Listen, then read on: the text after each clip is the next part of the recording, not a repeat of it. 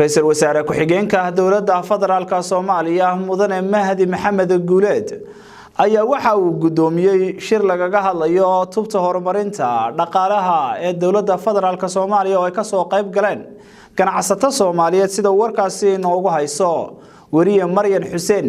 Ra'iisul Wasaare ku-xigeenka xukuumadda federaalka Soomaaliya Mudane Mahdi Maxamed Guuleed Qadar ayaa shir gudoomiyay shirka tubta horumarinta dhaqaalaha oo looga hadlayay horumarinta ganacsiga ayna ka soo qayb galeen ganacsatada Soomaaliyeed.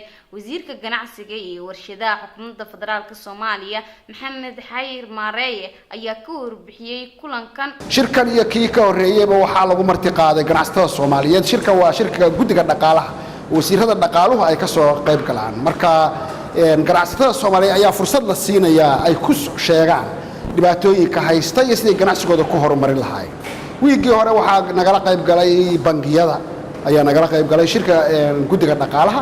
Wiigana waxa nagala qayb galay 3 group oo ah groupka diyaaradaha, shirkadaha energy-ga ama korontada iyo qaybo ka socda warshadleyda. dhanka kale wasiirka ganacsiga iyo warshadaha Soomaaliya ayaa wuxuu ka warbixiyay safarkii uu dhawaan uu ku tagay wadanka Turkiga. Maanta waxaan ka imid safar dalka Turkiga oo aan kaga qayb galay shir weyn oo halka ay ku lahaayeen dawladda Turkiga oo madaxweyne Rajab Tayyip Erdogan iyo wasiirada ganacsiga iyo wasaaradaha ganacsiga ee qaaradda Afrika oo ay ka soo qayb galeen ilaa 47 wasiir ama wasaaradooda dawladaha Afrika ah.